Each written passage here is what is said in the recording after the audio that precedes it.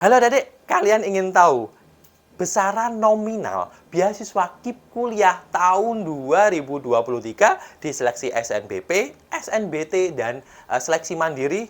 Yuk simak selengkapnya di video kali ini. Halo adik-adik, Assalamualaikum warahmatullahi wabarakatuh, dan salam jumpa. Kembali lagi di channel Diari Kampus yang tentunya inspiratif, akuratif, dan edukatif. Halo adik kelas 12 SMA dan SMK di seluruh Indonesia, bagaimana kabarnya hari ini? Semoga kalian beri kesehatan, dimudahkan rezekinya, dan tentunya tetap semangat meraih kampus impian kalian di tahun 2023 besok. Amin amin ya robbal alamin. Baik, pada kesempatan kali ini di Hari Kampus akan membahas seputar nominal dari beasiswa KIPK atau KIP kuliah tahun 2023 besok. Ini saya informasikan kepada adik-adik untuk kalau misalnya mungkin adik-adik mengurusinya KIPK ribet, kemudian tidak berminat karena mungkin melihatnya beasiswanya kecil, tunggu dulu, simak video ini dari awal sampai akhir agar adik-adik tidak gagal paham dan tentunya salah paham. Dan jangan lupa like, share, dan komen, dan tentunya subscribe dan aktifkan lonceng notifikasinya agar adik-adik mendapatkan update informasi seputar SNBT, SNBP maupun seleksi mandiri di perguruan tinggi negeri. Baik, langsung saja saya teruskan nih, beasiswa KIP. Nah, banyak dari kalian, banyak dari siswa saya juga ya, Kak, kalau misalnya ngurusin KIP itu ribet, masih nanti disurvei, kemudian masih diverifikasi dan lama. Kadang saya minta SKTM di desa, kemudian di kecamatan dipersulit, Kak. Kalau misalnya saya reguler aja gimana? KIPK-nya nggak usah diurusin deh. Kalau misalnya KIPK juga mungkin peluangnya juga kecil. Nah, tunggu dulu ya adik-adik. Dari banyak pertanyaan ini bisa jadi informasi penting kepada kalian ini akan membuat atau menghilangkan kalian persepsi seputar KIP. Nah, KIPK atau beasiswa KIPK kuliah atau KIP kuliah itu memang didistribusikan oleh Kemenristek melalui Puslakdi Kemendikbud yang itu nominalnya juga sangat besar adik-adik. Nanti akan mengcover biaya SPP atau UKT dan biaya hidup adik-adik selama studi. Nah, besarannya berapa sih kira-kira? Nah, dikutip dari informasi di tahun 2022 kemarin. Yuk, lihat video ini dari lengkap ya, adik-adik. Baik, dari data yang saya himpun di tahun 2022 kemarin, bahwa ada dua kategori untuk menentukan berapa kisaran tunjangan yang diberikan kepada kalian ya, adik-adik. Karena memang KIPK ini juga bisa mengakomodir seluruh jurusan tanpa terkecuali di semua perguruan tinggi negeri. Untuk di perguruan tinggi swasta, biasanya memang tidak semua jurusan. Namun di perguruan tinggi negeri bisa mengakomodir semua jurusan, kemudian bisa mendaftar lewat SNBP, SNBT, maupun di seleksi mandiri. Yang pertama dimulai dari kisaran biaya tunjangan untuk program studi atau jurusan.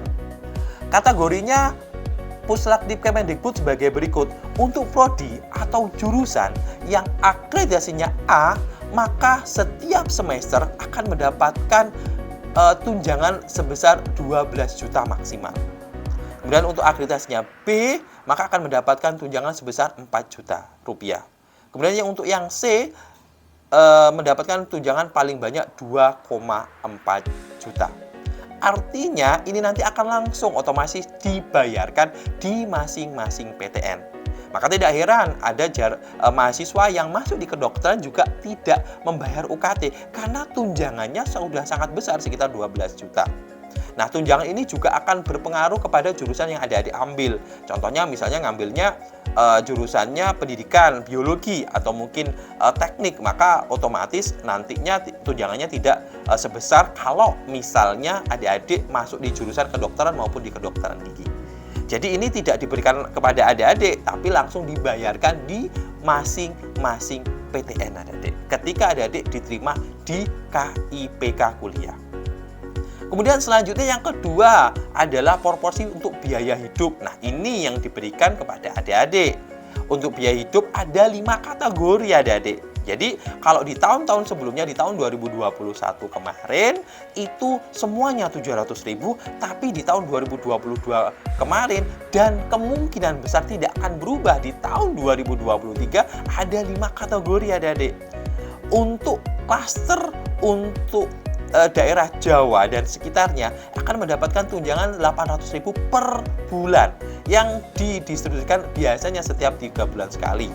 Kemudian untuk daerah yang dikatakan nomor 2 itu adalah 950, kemudian daerah ketiga 1.100.000, daerah keempat di 1.250.000, dan di daerah zona 5 itu 1.450.000. Nah, ini indikatornya dari apa? Indikatornya berdasarkan biaya hidup di masing-masing daerah. Yang kita tahu memang biaya hidup di Jawa dengan di Papua pastinya akan berbeda, Adik. Maka otomatis Puslab di Kemendikbud sebagai operator penyelenggara dari KIPK akan mengklasterisasi dari masing-masing daerah tersebut. Jadi adik-adik nanti akan tidak sama menerima biaya tunjangan hidupnya. Tapi bisa kita bayangkan kalau misalnya setiap bulan adik-adik akan mendapatkan tunjangan biaya hidup, tentunya adik-adik akan jauh lebih ringan secara biaya hidup, dan tentunya mungkin ketika orang tua kalian menambah atau mungkin menambah biaya hidup kalian tidak akan memberatkan. Karena memang sekali lagi Bapak Nadiem Makarim selaku Kemendikbud menyampaikan bahwa tidak ada alasan siswa yang tidak mampu tidak kuliah. Hanya saja memang ada beberapa aturan-aturan yang harus adik-adik ikuti. Tidak serta-merta adik-adik langsung bisa mendapatkannya karena butuh seleksi. Seperti itu ya adik-adik. Jadi yang pertama saya ulangi adalah biaya untuk UKT berdasarkan akreditasi program studi atau jurusan. Yang kedua adalah biaya hidup. Adik-adik bisa menghitung, kalau misalnya contohnya kalau selama 4 tahun berarti kan 8 semester, sudah dibayangkan berapa bulan. Kalau misalnya 48 bulan, adik-adik bisa kalikan kalau adik-adik mendapatkan 800.000 sudah berapa ya adik-adik. Kemudian untuk program studinya juga lumayan besar juga.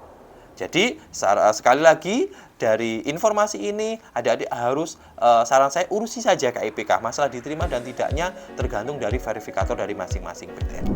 Nah, itu data yang sudah saya sampaikan. Mungkin ini akan membuat adik-adik tambah semangat mengurusi KIPK di perguruan tinggi negeri lewat jalur SNBT, SNBP maupun di seleksi mandiri.